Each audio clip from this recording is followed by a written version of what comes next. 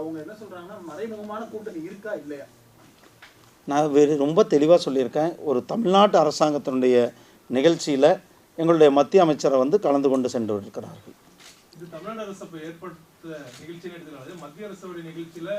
ஏங்க தமிழ்நாடு அரசாங்கம் நேற்று தலைமைச் செயலாளர் நன்றி உரை சொன்னார். தலைமைச் செயலாளர் ஸ்டேஜில் இருந்தார். பப்ளிக் துறையினுடைய செயலாளர் இந்த நிகழ்ச்சியை ஆர்கனைஸ் பண்ணியிருந்தாங்க. இதில் தமிழ்நாட்டு அரசாங்கத்தினுடைய உங்கள் பேப்பர்லாம் டிவிலெலாம் கொடுத்த விளம்பரம் தமிழ்நாடு அரசாங்கம் தானே கொடுத்துருக்காங்க.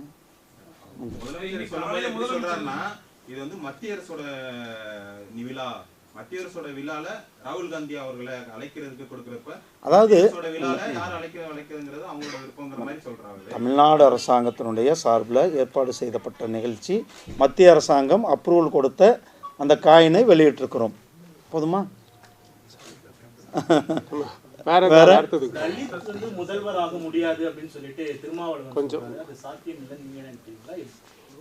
அதாவது தலித்தை பொறுத்தளவுக்கு இன்றைக்கு பல மாநிலங்களில், சத்தீஸ்கரில் பட்டியல் இனத்தை சார்ந்தவரை பாரதிய ஜனதா கட்சி பட்டியல் மலைவாழ் முதலமைச்சராக்கியிருக்கிறோம். அதே மாதிரி மத்திய பிரதேசில் பட்டியல் இனத்தை சார்ந்தவரை துணை முதலமைச்சராக்கியிருக்கிறோம். கர்நாடகாவில் பிஜேபி இருக்கும் பொழுது துணை முதல்வராக இருந்தார்கள். ராஜஸ்தானில் இன்றைக்கு துணை முதல்வராக பட்டியல் இனத்தை சார்ந்தவர் இருக்கிறார்கள். அதனால் பாரதிய ஜனதா கட்சி எங்கெங்கு வாய்ப்பு இருக்கிறதோ அங்கெல்லாம் தலித் ஆகட்டும், பட்டியல் மலைவாழ் மக்களாகட்டும், அவர்களை எம்பவர் பண்ணுறதில் முதலமைச்சராக்குவதில் நாம் கொண்டு வந்திருக்கிறோம். இங்கே தமிழ்நாட்டில் பட்டியலின மக்கள் அமைச்சர்களாக இருக்கிறதே 3வது இடத்துல தான் இருக்குது. அது நீங்கள் நல்லாவே பார்ப்பீங்க. அந்த புரோட்டோக்கால் எடுத்து பார்த்தீங்கன்னா 3 பட்டியலின அமைச்சர்கள் தமிழ்நாட்டில் இருக்கிறாங்க. அந்த 3 பேருமே புரோட்டோக்கால்லேருந்து கடைசியிலேருந்து 3வது இடம், ஃபஸ்ட்லேருந்து 3வது இடம் இல்லை, கடைசியிலேருந்து 3வது இடத்துல தான் இருக்கிறாங்க. இந்த நிலைமையில் தான் தமிழ்நாட்டில் தலித் மக்களினுடைய நிலைமை இருக்கிறது. அதை பற்றி பேசுகிறவர் அந்த கூட்டணியில் இருந்து கொண்டு இருக்கிறார்கள்.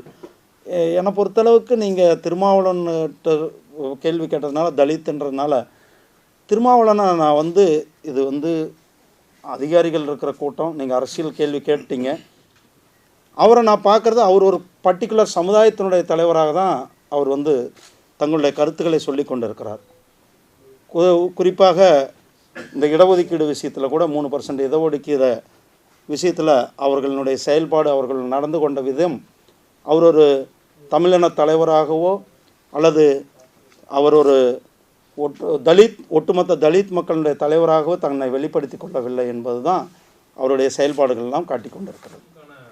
வரக்கூடிய கிராஜுவேட்ஸோட எண்ணிக்கை அதிகமாகிட்டே இருக்குது. நம்ம அரசாங்கத்தில் பிஐபி மூலியமாவோ இல்லை பல துறை நிறுவனங்கள் இருக்குது, அதில் வேலை வாய்ப்புகளுக்கு நிறைய யங்ஸ்டர்ஸ் ரெடியாக இருக்காங்க. இன்னும் அது விரிவாக்கத்துக்கான ஐடியாக்கள் அரசுக்கு இருக்கா?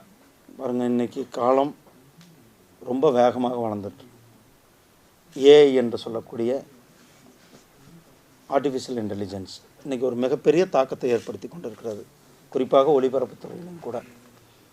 அதே போல் தான் இந்த ஏவிஜிசி செக்டார், அதே போல் இந்த கேம் இண்டஸ்ட்ரி, இதெல்லாம் வந்து இந்தியாவில் ரொம்ப வேகமாக வளர்ந்து கொண்டிருக்கிறது. இதுக்காக தான் நம்மளுடைய பிரதமர் திரு நரேந்திர மோடிஜி அவர்கள் இளைஞர்களை இந்த துறைக்குள்ளே கொண்டு வரணுன்றதுக்காக national centre of excellency for AVGC, அதுக்கு கிட்டத்தட்ட 300 கோடி ரூபாய் நிதி ஒதுக்கி மும்பையில் அதுக்கான ஏவிஜி சென்டர் வந்து கொண்டு வருவதற்கான வேலைகள் நடந்து கொண்டிருக்கிறது என்றது உங்களுக்கு சொல்லுங்கள்.